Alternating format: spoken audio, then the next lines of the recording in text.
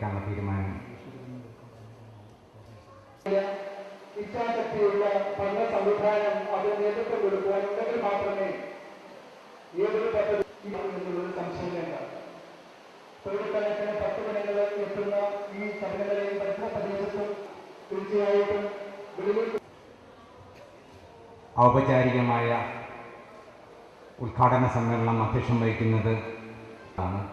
അദ്ദേഹം പ്രശ്നങ്ങൾ പരിഹരിക്കുവാനും തീർത്ഥാടകർക്ക് വേണ്ട സൗകര്യങ്ങൾ ഏർപ്പെടുത്തുവാനും അഹോരാത്രം.